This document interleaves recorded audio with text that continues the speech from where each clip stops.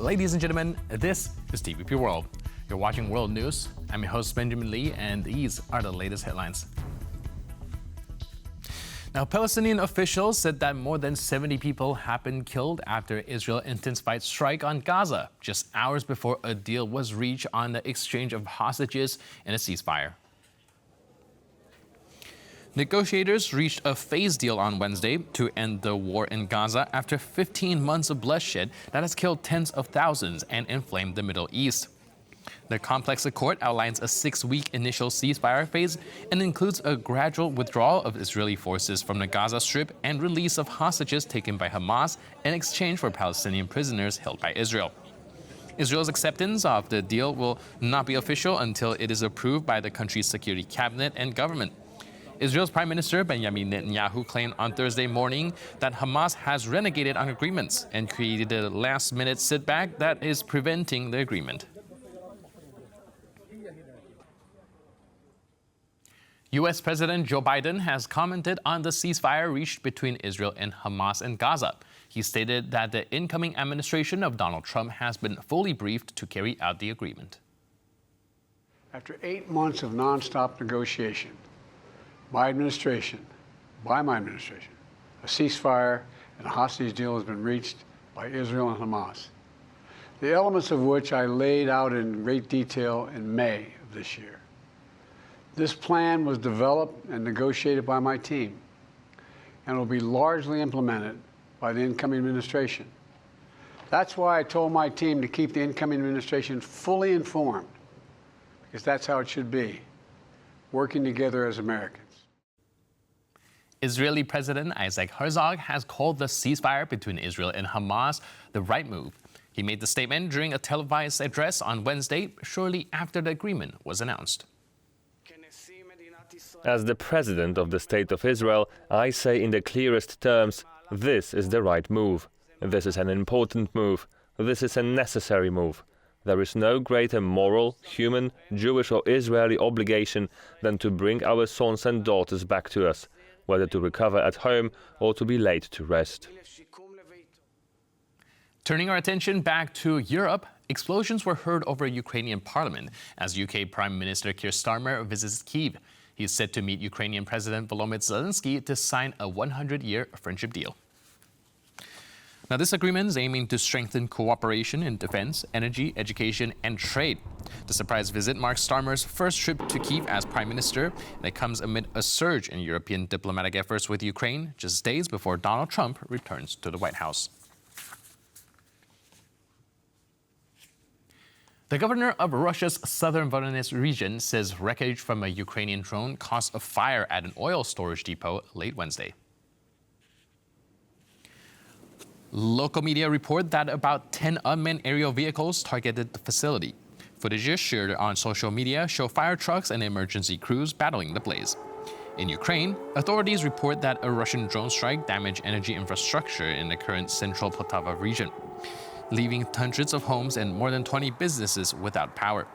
Ukraine's Air Force announced on Thursday that it has shot down 34 of the 55 drones launched by Russia in an overnight attack. An additional 18 drones reportedly failed to reach their targets. Ukraine needs security guarantees before any peace talk begins, the Ukrainian president said in an interview for Polish media on Wednesday. And these words contrast, however, with a statement from Marco Rubio, Donald Trump's pick for Secretary of State. Rubio said that both Russia and Ukraine will have to make concessions in order to reach a ceasefire deal. These remarks came during his confirmation hearing before a Senate Foreign Relations Committee. Rubio said that a realistic approach to solving the problem would mean Ukraine ceding the territories currently under Russian occupation to Russia. Moscow, in return, should advance no further into the country. The Hungarian Prime Minister's office has announced that Prime Minister Viktor Orban will not be attending Donald Trump's inauguration. Viktor Orban will not attend Donald Trump's inauguration despite receiving an invitation. The announcement comes from the Hungarian Prime Minister's office. Orban is Donald Trump's long-standing ally and supported him already during his first presidential bid in 2016. The Hungarian Prime Minister was invited to the inauguration ceremony along with a group of other right-wing leaders, including Argentina's Javier Milei, Italy's Giorgia Meloni and Poland's Mateusz Morawiecki. Inaugurations of US presidents typically do not involve inviting world leaders. However, Trump changed the policy as he returns to office for a second term. Denmark has expressed its commitment to taking greater responsibility for Greenland security. Danish Prime Minister Mette Frederiksen conveyed this message to Donald Trump during a 45-minute phone call, their first since Trump announced his intention to acquire Greenland for the United States. Frederiksen also echoed Greenland's Prime Minister Voronezh, who stated that Greenland is not for sale and retains the right to decide its future independence. Earlier this month, Trump declared that the U.S. needs the Denmark-dependent territory to enhance American security and suggested he is prepared to take forceful measures to obtain it. Iran and Russia will ink a strategic partnership deal. The cooperation agreement is to be signed on Friday in Moscow by Russia's Vladimir Putin and Iran's President Mossad Pezeshkian. The 20-year deal covers cooperation in the fields of security and defense, but it's not intended to create a military alliance, according to Iran's Minister of Foreign Affairs. Tehran and Moscow have strengthened ties after the 2022 invasion of Ukraine, with Iran supplying Russia with Shahid drones. The United States State Department has announced new sanctions against Russia. The move is designed to tighten restrictions on what it describes as exporters and importers of items critical to Russia's military-industrial base. Nearly 250 entities labeled as enablers of Russian war effort now face sanctions for supplying technology used in Russia's war against Ukraine. According to a statement by the department, the move seeks to, quote, thwart sanctions evasion, particularly by actors based in People's Republic of China. The statement also notes that other countries providing such items to Russia include Malaysia, Turkey, and the United Arab Emirates. Polish official Wojciech Wierzchowski is bidding to be re-elected as the European Data Protection Supervisor.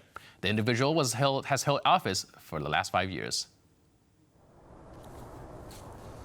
The European Data Protection Supervisor is the EU's independent data protection authority. The responsibilities of the office include ensuring the protection of personal data while processed by EU institutions.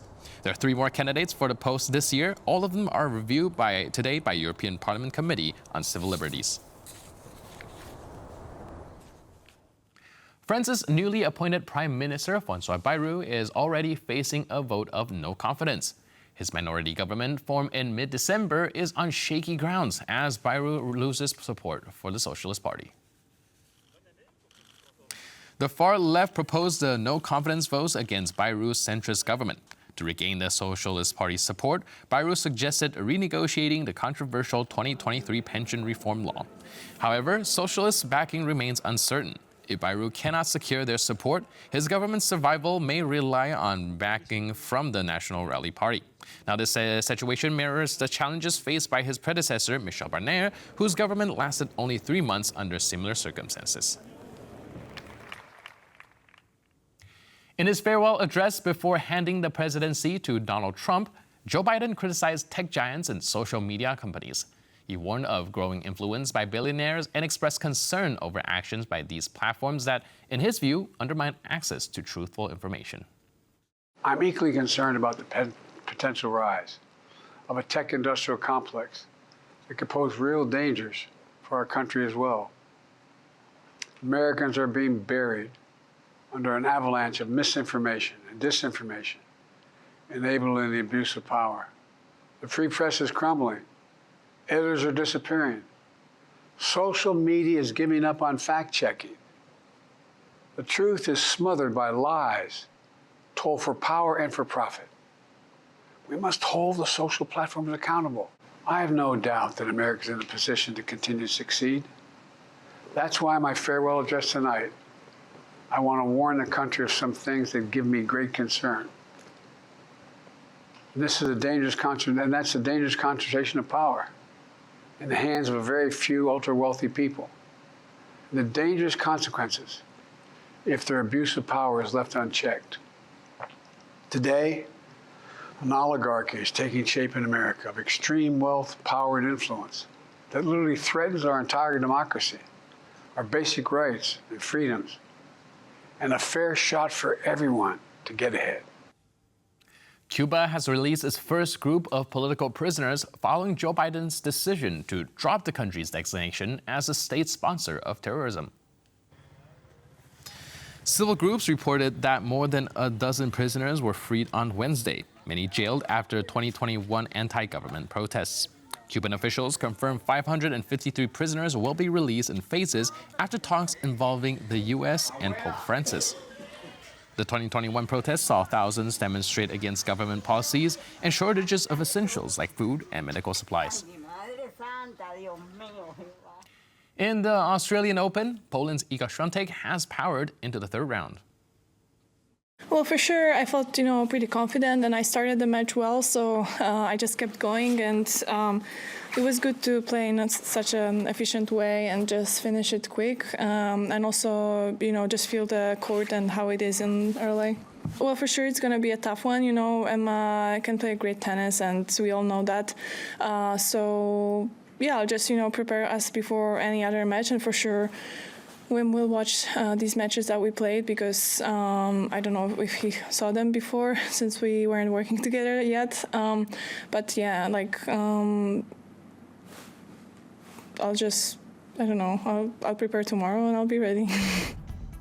And with that, we conclude this edition of World News. But for more news, update, and commentary, please stay tuned to TVP World.